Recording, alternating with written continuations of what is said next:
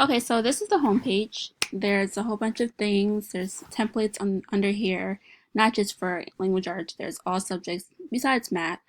And then there on the right side here, you can create your classes. Any class that you have, just add on to them. There's also lesson plans that pretty much show you what you can do for your class depending on what type of teacher you are, what subject. But right now I want to show you guys a diagram. I'm going to create a diagram, just a little one to show you how diagrams are made here. I honestly don't know what I can put for this diagram, so I'm just going to do something simple like subjects, even though we really wouldn't teach subjects in class. Um, so if I wanted to add ideas at a faster pace, I would click this button here. This is the rapid button. So what it is that all you do is type the word, type whatever you want, and it's going to automatically link from the subject tab. So for example, what subjects are there? There's math, press enter, there you go. Science, language arts, of course, and lastly, social studies. So it doesn't always have to look like this. Of course, it kind of looks crazy, but you can just, click them, drag them off a little bit to the side, make it bigger, add on to it.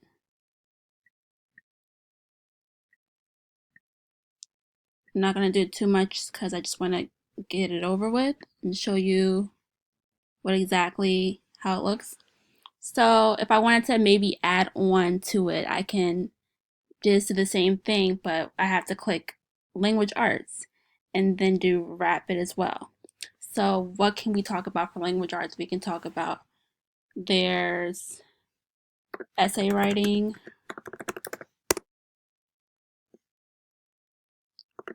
usually in my language arts class, of course, there's independent reading. Um, Conferences, right? Whether it be with your peers or your teacher. And if I wanted to just also bring that around, have them off of each other, so you see that the connection between them, how they link together. And I can do the same thing for science, math, and social studies. Also on below here on the bottom, there's, you know, typing, fonts, bold, underline, all of that. Colors you can change. So it doesn't always have to look like this if you don't want it to look like it. So for visual learners, say you want to put some pictures, add symbols. Right here is the symbol tab. If we click this, look down, there's different, sections. There's categories like geography, government, history, literature, art. So let's say I click the language arts tab. Let's go back to literature, art, I don't know, literary themes. And if I keep on going through, not really anything I want to see. Let's try this again.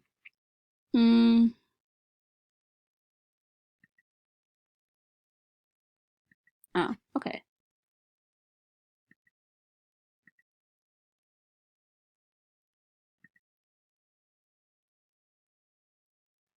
All right. Just as an example, I know this isn't probably something you would put. So if students want to see a picture that represents language arts, you can do something like this. Or if you don't like that, of course, you can just try different ones, like maybe even just a book. That can be it. That can be a good one. Same thing for subject science. You can do this for any section that you see over here. If you can have this for your students, you can share it by clicking classes, manage classes. As you can see, I don't have classes set up right now. So just showing you how the page will look. You can create new class, add it, add the name. Let's say period 1, 2, save. So if you ever wanted to share this with your classes, you can also just share it with your student your whole, or just the whole class in general, individual, 5 students, doesn't matter. You can also share it with any staff members, teachers that you're working with, anything. So after you would do that, just press OK, of course. And yeah. Also, you can collaborate with your peers.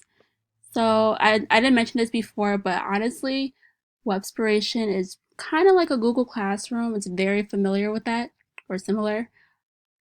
You can do collaborate here, invite. They want me to rename this. I can just do subjects, keep that as a name. And again, for students that are having this in their classroom, they can just click, either type in the email address that they would have, or just type in the username, which would be usually their name, and they can share it with them. Also do comments over here. This is a comment section. So like I said, just like Google, you can do comments and talk about peer review throughout those comments. So you know how we have Google Classroom. We usually use that to collaborate with our peers. So over here it's the same situation. You comment with each other, have your Chromebooks next to each other, and kind of like work with it that way. So yeah. What can we do?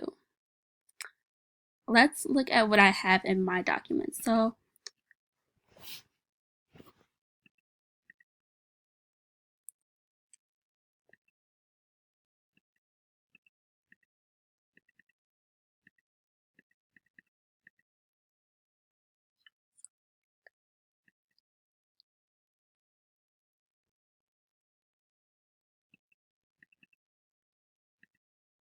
okay,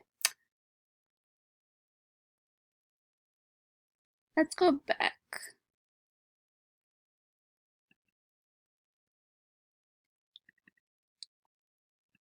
Look, if I had class documents, I would put them in here. I can drag them here, assignments, templates, and then it can just be for this first period, or of course, if I had added other classes, it can be for those classes as well.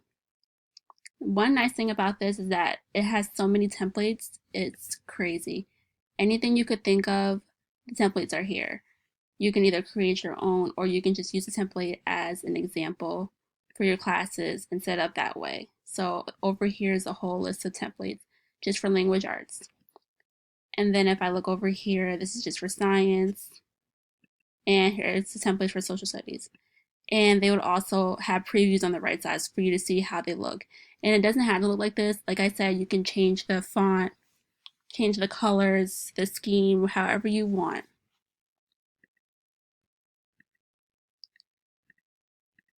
I have documents like this.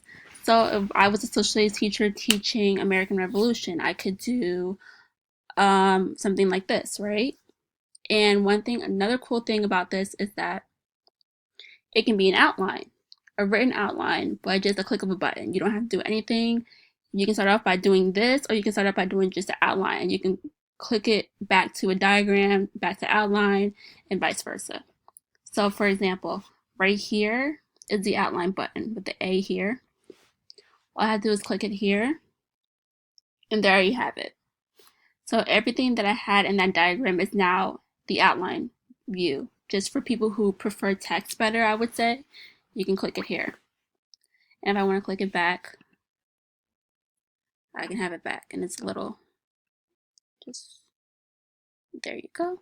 And if I want to add more, I can add more from the tabs here, from the subtopics, doesn't matter. So essay planner, this is another thing that I did. I did To Kill a Mockingbird with my students in my practicum. So this is another cool thing to show how you can go from here to here. This is a guided version. When I say by guided version, I mean that on this side, on the left side here, it actually helps you out with what I'm looking for in terms of conclusion, introduction, thesis. So it has examples in these little boxes here, and this is also my own example. So whether I can just share it as it is, or I can share it as a blank copy and see how my students can help them with their own essay just by using this diagram, this chart.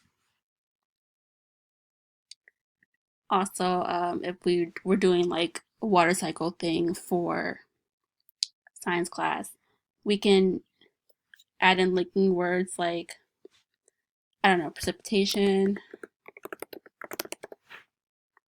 I spelled that wrong, didn't I?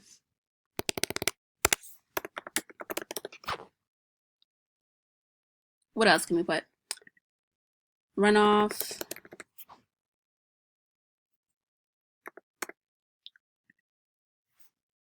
condense.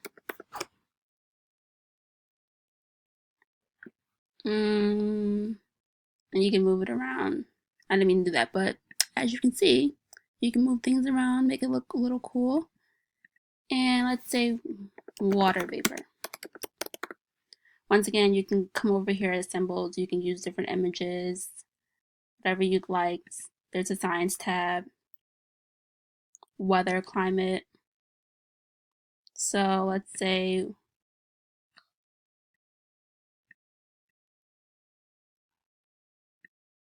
I lost it. If you lose it, just, bring it back. Scroll down, scroll up, and bring it back. So let's say I can do water vapor. I can just use this as an image. I don't know. But yeah, that can be your diagram. It can be as simple as this or even more complex depending on how you would prefer it. Oh, and also it automatically saves.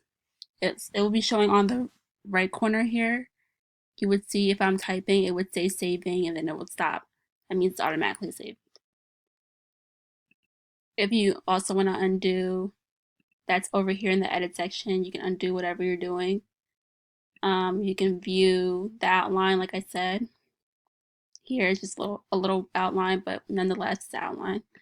And yeah, let's bring this back a little bit.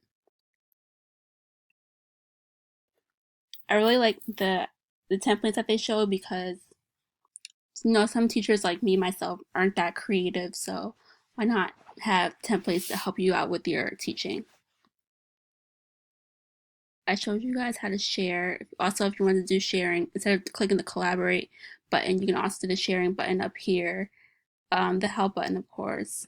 Tools, you can make it a hyperlink, spell check, templates. No, different things. It's very similar, like I said, to Google Classroom. So if you guys are familiar with that, then it won't be that hard to figure out how this works.